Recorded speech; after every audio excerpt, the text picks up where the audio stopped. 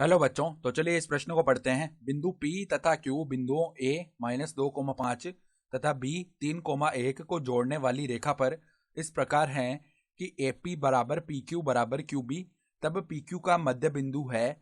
तो यहाँ पर देखो, इन चारों विकल्पों में से हमें सही विकल्प का चयन करना है। ठीक है, तो प्रश्न में आगे बढ़ने से पहले इस प्रश्न से संबंधित जो मुख्य उदाहरण है उसकी हम चर्चा कर लेते हैं। तो देखो, मुख्य उदाहरण क्या हो जाएगी। हम जानते हैं कि देखो, A कोई बिंदु है x1, y1 और बी अगर कोई बिंदु है हमारे पास x2, y2। ठीक है, तो ए बी का मध्य बिंदु, ए बी का मध्य बिंदु जो है ना, उसके निर्देशांक देखो हम कैसे लिखते हैं। x1 प्लस में x2 बट्टा 2, y1 प्लस में y2 बट्टा 2। सही है। तो अब देखो, हमें क्या बताया हुआ है। हमें बताया हुआ है कि a यहाँ पर मान लो ये बिंदु है, इसके निर्देशांक है -2,5। फिर b यहाँ पे कोई बिंदु है, इसके निर्देशांक है 3,1। और यहाँ पे p और q इस रेखाखंड ए बी पर स्थित है। किस प्रकार है कि ए पी जो है ना, और पी क्यू और क्यू बी, ये तीनों क्या है, बराबर है। अर्थात इसका मतलब क्या हो गया कि यहाँ पर ये जो तीन भागों में जो है समद्विभाजित हो गई है ए बी रेखाखंड। ठीक है, तो हमें बताया हुआ है कि ए पी जो है ना वो बराबर है पी क्यू के, और ये बराबर है क्यू बी के। ठीक है, तो ए पी अगर एक्स हो गई तो पी क्यू भी एक्स आएगी और क्यू बी भी एक्स आएगी। ठीक है, तो अब ध्यान से देखो, अगर हमें किसका मध्य बिंदु बताना है, पी क्यू का मध्य बिंदु। ठीक है, तो पी क्यू का मध्य बिंदु मान लो यहाँ पर एम आ रहा होगा।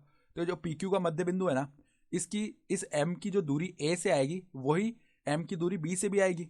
ठीक है, यहाँ से साफ देख सकते हैं हम, क्योंकि देखो यहाँ पर ये पी क्यू का मध्य बिंदु होगा ना, तो यहाँ पर ये जो दूरी है ना, इसको अगर हम ए बोलेंगे तो ये दूरी भी ए ही आएगी।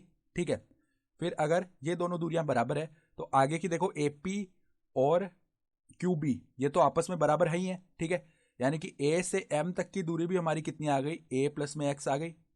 और यहाँ पर एम से बी तक की दूरी भी क्या आ गई, ए प्लस एक्स आ गई। तो जो पी क्यू का मध्य बिंदु है ना, वो ए बी का मध्य बिंदु भी हो जाएगा। ठीक है, तो देखो पी क्यू का मध्य बिंदु हम क्या लिख सकते हैं, पी क्यू का मध्य बिंदु बराबर क्या हो जाएगा, ए बी का मध्य बिंदु। ठीक है, तो ए बी का मध्य बिंदु हम देखो कैसे निकाल सकते हैं, ए के निर्देशांक भी और बी के निर्देशांक भी है हमारे पास। तो देखो इसके निर्देशांक कैसे लिखेंगे, x1 प्लस x2 बट्टा 2, यानी -2 प्लस 3 बट्टा 2। एक तो ये आएगा, ये तो आ गया x निर्देशांक। और y1 प्लस y2 बट्टा 2, यानी ये 5 प्लस में 1 बट्टा 2। तो यहाँ पर देखो 3 - 2 यानी कि 1 होता है, तो 1 बट्टा 2 आ गया x निर्देशांक। और y निर्देशांक देखो 5 प्लस 1 6 होता है। ठीक है, और 6 बट्टा 2 क्या हो जाएगा, 3। यानी कि पी क्यू का जो मध्य बिंदु है उसके निर्देशांक 1 बट्टा 2, 3 आ जाएंगे। यानी विकल्प जो ए है ना वो हमारा सही विकल्प आ रहा है। तो आशा करता हूँ कि आपको ये प्रश्न समझ में आया होगा। धन्यवाद।